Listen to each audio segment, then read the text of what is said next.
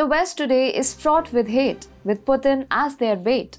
However, this hatred is crossing all bounds of humanity. Hello and welcome to the Global Game with me, Vedika Singh. Let's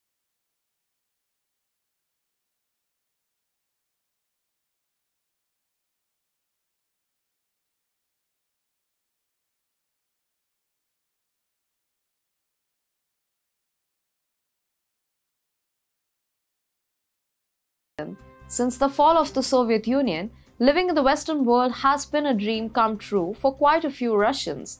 The West has always been a desirable place to settle, and many Russians have taken advantage of this. People from all backgrounds have had equal access to education, healthcare, and economic opportunities in many Western nations. There were more opportunities for leisure pursuits, better healthcare, and access to education and culture. There was equality as well. However, a war that broke out in February 2022 completely altered Russian lifestyle in the West. The Russian people have begun to live in fear and tension in place of their former sense of freedom, equality, and love. The propaganda and cultural war have not been kind to Russians. During the war, Uncle Sam and his European buddies supported boarding additional Russian dissidents only to attack and backstab them. Russians are currently the target of a serious persecution campaign being carried out in and by the West. Unsettling information and specifications about dozens of racial hate crimes committed against Russian nationals in Britain since the start of the Ukraine war have been revealed by a Sky News investigation. Renowned Russian chef Alexei Zimin, who opposes Russia's aggression in Ukraine war, claims that threats have been made against his London restaurant.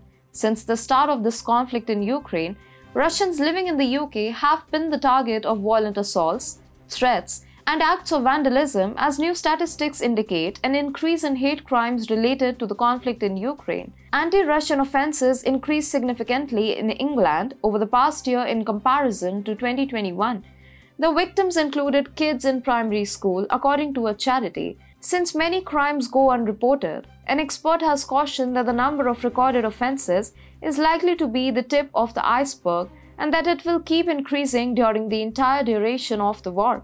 Some instances that have been recorded by England police are as follows.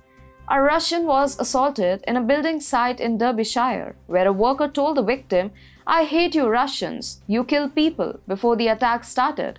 Similarly, the Hertfordshire police revealed details of a racially aggravated assault where the victim was pushed to the floor at a crossing and told, "All Russians are murderers."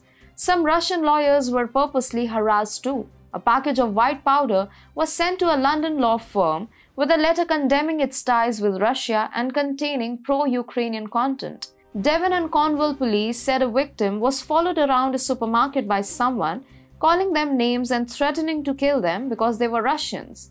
Britain is home to at least 70,000 Russians, many of whom live in London, earning the British capital nicknames such as Moscow on the Thames and Londongrad. And this is how Britain is paying Russians back. The situation in the EU is similarly comparable.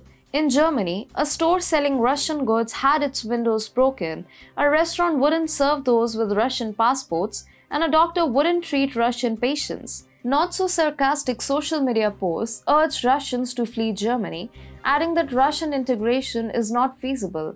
Even in the Gulag archipelago, a system of forced labor camps from the communist era when millions of prisoners died. In the Czech Republic, media have reported cases of Russian kids being insulted in primary and secondary schools. If one remembers, these nations were the very first ones to invite Russian dissenters who didn't want to take a part in war. Nations like Germany and US, including Ukraine, embraced the dissenters. But months later, even they are being persecuted. According to information obtained by The Guardian, the Biden administration has subtly resumed mass deportations to Russia, seemingly reversing the stance it had when Moscow invaded Ukraine just over a year ago, when such removals were paused. Immigration advocates were shocked when a young Russian guy was abruptly deported back to Russia over the weekend after coming to the US to escape Russia's partial military conscription attempts. These migrants came from Russia to the West thinking they could seek asylum and be protected from deportation because of the stated government position. Now the apparent change in policy has caused confusion for migrants and their advocates who are left with little time to plan.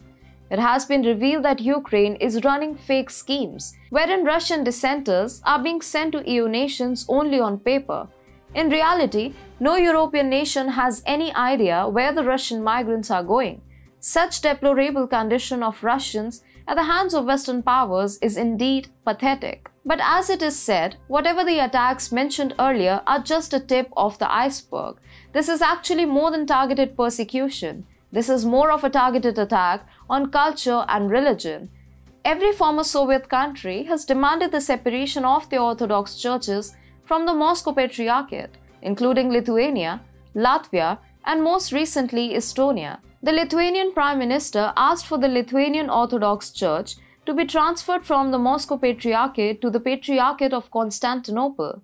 In response to Putin's war, old Soviet and Russian monuments are also being demolished in a number of European nations.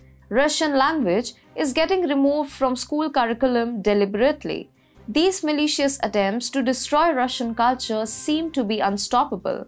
While Ukrainians are being welcomed open-heartedly, Russians are being denied aid and attacked. This double standard highlights the political motivations behind the West's approach to different communities. Instead of offering humanitarian assistance to all those in need, political considerations seem to guide the West's response.